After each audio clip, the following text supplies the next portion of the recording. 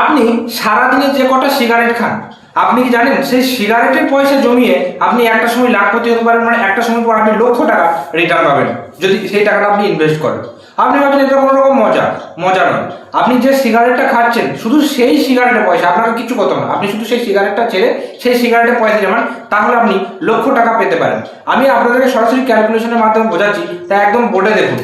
একটা সিগারেটের মিনিমাম দাম কত? একটা সিগারেটের দাম হচ্ছে 10 টাকা, আমি ধরে নিলাম, এর বেশি দাম কিন্তু আমি ধরে নিলাম 10 টাকা। আপনি সারাদিনে পুরো 24 ঘন্টার মধ্যে কটা সিগারেট খাচ্ছেন? মিনিমাম 5টা তো খাবেনই, মিনিমাম 5টা, তার বেশিও খেতে পারেন, আপনি হতে পারে, আমি একটা গড় বললাম, এভারেজ আপনি 5টা খান, তাহলে আপনি সারাদিনে কত টাকা আপনি খরচ করছেন? 50 টাকা। মানে একটা সিগারেটের পেছনে আপনি সারাদিনে 50 টাকা খরচ করছেন প্রত্যেকটা দিন। এই টাকাটা আপনি কোথায় রাখবেন এবং একটা নির্দিষ্ট সময় পরে লক্ষ টাকা রিটার্ন পাবেন, সেইটা হচ্ছে আরডি স্কিম। আজকে আমি পোস্ট অফিসের আরডি স্কিম সম্পর্কে বলবো। এই যে আপনি সিগারেট খাচ্ছেন সারাদিনে 5টা, সেটা আপনার শরীর খারাপ হচ্ছে, কিন্তু সেই টাকাটা আপনি যদি জমান তাহলে কি করে লক্ষ টাকা পাচ্ছেন আপনি দেখুন।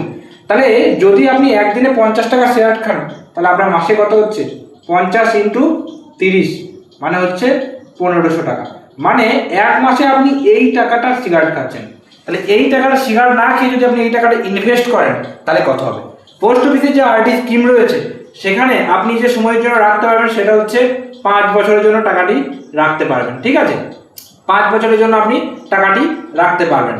এইবার সেক্ষেত্রে সুদটা কত পাচ্ছেন?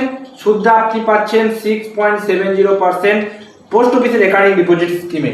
ঠিক আছে, এবং এখানে মিনিমাম ম্যাক্সিমাম টোটালি আপনি 5 বছরের জন্য রাখতে পারবেন। এবং এই যে টাকাটা আপনি ইনভেস্ট করছেন মাসে 1500 টাকা, মানে আপনার বছরে কত হচ্ছে সেটা দেখুন। তাহলে 1500 টাকা আপনি মাসে ইনভেস্ট করছেন, টোটাল কত দিনের জন্য? 5 মাস, 5 বছরের জন্য। 5 বছর মানে কত মাস? তাহলে 5 × 12 সমান হচ্ছে 60 মাস। তাহলে আপনি এই 1500 টাকা করে 60 মাস জমাচ্ছেন, তাহলে আপনার কত হলো?